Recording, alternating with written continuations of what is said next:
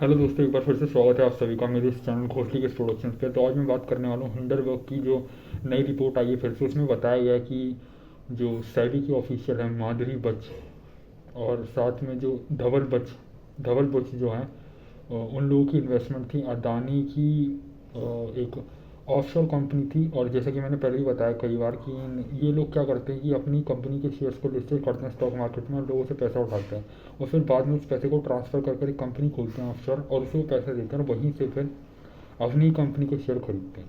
क्यों? क्योंकि इक्विटी के अंदर कंट्रोल होता है, इक्विटी के अंदर शेयर्स होते हैं। तो जब इन्होंने अपने शेयर बेच दिए तो इनके पास वोटिंग पावर भी चली गई। तो इस तरीके से चीट करते हैं लोगों को कि अपनी ही शेयर्स को बेचना स्टॉक मार्केट में, फिर जो पैसे आए उन्हीं पैसे से अपनी शेयर्स को वापस खरीदना। तो डायरेक्टली तो ये खरीद नहीं सकते, इलीगल है, नहीं तो इन्हें जीरो हो जाएगी। तो ऑफशोर कंपनी के जरिए करते हैं। और कितनी गलत बात है कि जो चीफ है माधवी बुच जो है, माधवी बुच जो सरनेम है उसका अजीब सा, तो वो खुद बताओ उसमें मिली हुई है। जबकि ये तो वही बात हो गई जो टीचर है, जो ऑडिटर है, जो एग्जामिनर है, बच्चे पेपर देने बैठे हैं 40 बच्चे, उनमें से खुद वो जज कर रहा है बच्चों को देख के।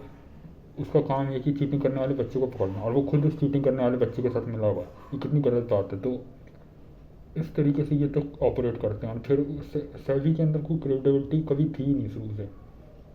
कभी एक बाबा निकल आता है जो हिमालय में बैठकर सेबी स्टॉक एक्सचेंज को चला रहा है ना। तो कभी ये, इससे पहले भी एक थी, उसने भी कांड करा। अब ये है, इसने भी उल्टे काम करे। फिर ब्लैकस्टोन के साथ मिलकर भी इन्होंने उल्टे काम करे। क्या ब्लैकस्टोन प्राइवेट इक्विटी फर्म क्या करती है? ये इन्वेस्टर से पैसा लेती है और प्राइवेट कंपनीज में निवेश करती है और उन्हें बड़ा बनाती है। प्राइवेट कंपनीज वो होती है जिनके शेयर्स लिस्टेड नहीं होते स्टॉक एक्सचेंज में। जो कंपनीज आप देख रहे हैं इन्फोसिस, कहने के लिए ये प्राइवेट कंपनी है असल में, लेकिन ये पब्लिकली ट्रेडेड कंपनीज हैं असल में। ये प्राइवेट कंपनीज नहीं है। प्राइवेट कंपनीज हाँ इन्हें ग्रुप ऑफ इंडिविजुअल्स ओन करते हैं, लेकिन ऑन पेपर ये पब्लिक कंपनीज होती है। ठीक है। और government companies PSUs public sector units होती हैं। प्राइवेट कंपनीज वो होती है जिनके शेयर्स स्टॉक मार्केट में लिस्टेड नहीं होते, उन्हें प्राइवेट कंपनीज कहते हैं, प्राइवेट लिमिटेड कंपनी कहते हैं। ठीक है। तो इन्फोसिस जैसी दूसरी कंपनियां जो इनके शेयर्स लिस्टेड है वो पब्लिक कंपनीज होती हैं। ठीक है।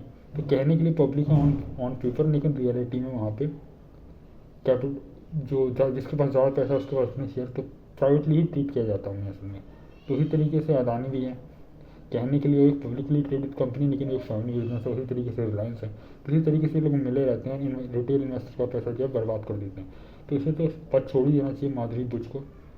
और इसने जो है रियल स्टेट इन्वेस्टमेंट ट्रस्ट नाम की एक नई एसेट क्लास है जो इंट्रोड्यूस करी थी ब्लैकस्टोन ने, उसे इंडिया के अंदर भी इंट्रोड्यूस किया गया था। और उसके तहत दो ट्रस्ट, एक नेक्सस ट्रस्ट था और एक माइंडस्केप ट्रस्ट था। उन दोनों को शेयर्स उन दोनों को आईपीओ लॉन्च करने की परमिशन एनएसई में, नेशनल स्टॉक एक्सचेंज में सेबी ने ही ग्रांट करी। ठीक है। साथ ही साथ रियल स्टेट इन्वेस्टमेंट ट्रस्ट को भी इंडिया के अंदर उन लोगों ने अप्रूव करा। तो इस तरीके से फ्रॉड करना जो, और उस औरत का पति जो खुद चेयरमैन है अभी, माधवी बुच माधुरी बुच माधवी बुच नाम है शायद उसका, माधुरी नहीं माधवी बुच। और उसका जो पति है बुच, मुझे उसका नाम याद नहीं क्या था वो। तो वो खुद ब्लैकस्टोन में सीनियर वो था एडवाइज़र के तौर पर, जबकि उसे कोई एक्सपीरियंस नहीं इक्विटी के अंदर काम करने का। उसने तो लॉजिस्टिक्स में काम किया, सप्लाई चेन मैनेजमेंट में काम किया है। वो हिंदुस्तान यूनिलीवर के अंदर उसने काम किया है। तो उसका क्या मतलब बनता है इक्विटी के अंदर जाने का? सीधी सी बात है, ये रिश्वत कोई थी, घूसखोरी थी एक तरह की। तो इस तरीके से इन लोगों का ऑपरेशन चलता रहता है। फिलहाल इस वीडियो में इतना ही। मैं आगे और भी वीडियोस लेके आऊँगा इस स्कैम को एक्सपोज करने के लिए।